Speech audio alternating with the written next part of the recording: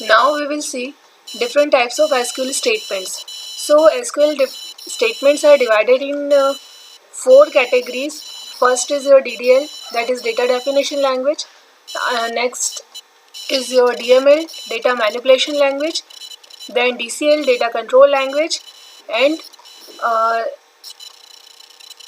last year TCL, transaction control language. So there are 4 kinds of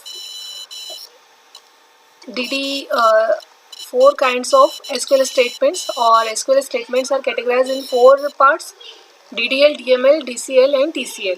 ठीक है, अब हम देखते हैं DDL. DDL में क्या होता है? DDL is again broken into some commands like your create. Create command is used to create a table, a view और अदर ऑब्जेक्ट्स इन डेटाबेस. मतलब कि जब भी हमको कोई चीज़ अगर क्रिएट करनी है डेटाबेस के अंदर तो हम कैसे करेंगे? क्रिएट कमांड के अंदर थ्रू करेंगे. तो या टेबल को जब भी आपको क्रिएट करना है तो आप कैसे करोगे? क्रिएट टेबल के थ्रू करोगे.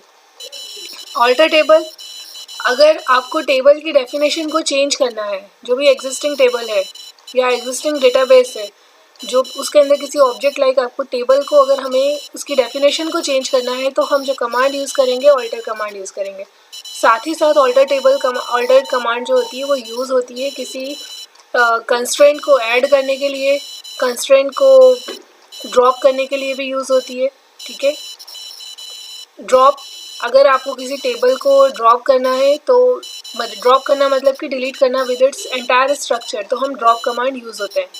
अगर रिनेम क्या करती है? रिनेम टेबल को चेंज, नाम चेंज करने के लिए यूज़ होती है, रीनेम करने के लिए टेबल यूज़ होती है. ट्रंकेट क्या करता है? ट्रंकेट भी पूरी टेबल को एक साथ खाली कर देता है. ठीक है, उसको अगर डिलीट कमांड भी आगे आप डीएमएल में पढ़ोगे उससे क्या होता है? रोज डिलीट होती हैं. और यहाँ ट्रंकेट क्या करता है? वो भी पूरी टेबल को एक साथ ट्रंकेट कर देगा, मतलब कि खाली कर देगा, डिलीट कर देगा. ठीक है, ये डीडीएल है, डेफिनेशन लेवल के ऊपर है ये. और वो जो है मैनिपुलेशन के लिए है, डीएमएल कमांड के अंदर डीडीएल होता है, जो कि हम आगे देखेंगे.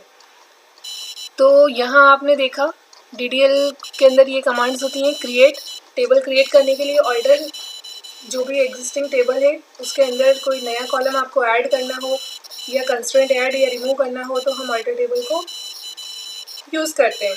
ड्रॉप, अगर आपको टेबल पूरी एक साथ डिलीट करनी हो, ड्रॉप करनी हो तो हम drop table command drop use करेंगे. रिनेम, टेबल का नाम चेंज करने के लिए यूज़ होती है. और ट्रंकेट, पूरी टेबल को खाली करने के लिए, ट्रंकेट करने के लिए यूज़ होती है. Fine. Next, DML statements. DML में क्या होता है? Select, insert, update, delete. Select क्या करता है? जो भी आपका टेबल के अंदर डेटा रखा है उसको रिट्रीव करने के लिए यूज़ होती है select command. Insert command, table के अंदर नए रिकॉर्ड को इंसर्ट करने के लिए यूज़ होती है, डालने के लिए नई वैल्यूज़ को. अपडेट जो होती है वो जो टेबल एग्जिस्टिंग है उनको मॉडिफाई करने के लिए यूज़ होती है, चेंज करने के लिए यूज़ होती है. डिलीट जो होती है रिकॉर्ड्स को टेबल से डिलीट करने के लिए यूज़ होती है. ठीक है. Next, DCL, data control language. ठीक है, ग्रांट और रिवोक, इसमें 2 कमांड हमको पढ़नी है. अब पर्टिकुलर यूज़र को कौन कौन सी कमांड का एक्सेस देना है ये किसके थ्रू पता चल दिया जाता है? ग्रांट के थ्रू. और revoke, takes privilege granted from user. ठीक है, तो ये 2 कमांड होती हैं जो कि डीसीएल के अंदर होती है, ग्रांट और रिवोक. फिर टीसीएल के अंदर आपका कमिट है, रोलबैक है और एक और होता है इसके अंदर सेव पॉइंट. तो अब कमिट और रोलबैक जो होते हैं वो क्या यूज़ है इनका? डेटाबेस के अंदर जो ट्रांजैक्शन आपने किया है, ठीक है, जो भी हमने वैल्यू डाली है उसको परमानेंटली सेव करने के लिए जो कमांड यूज़ होती है वो टीसीएल की कमिट यूज़ होती है. कमिट कर दिया मतलब परमानेंटली आपने डेटाबेस के अंदर चेंजेस को सेव कर दिया.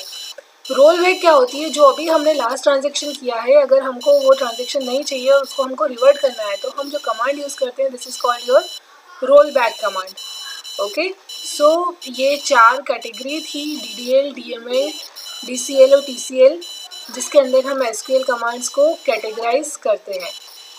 आई होप आपको ये समझ में आ गया होगा. In case if you have any query you can ask to me. Best of luck.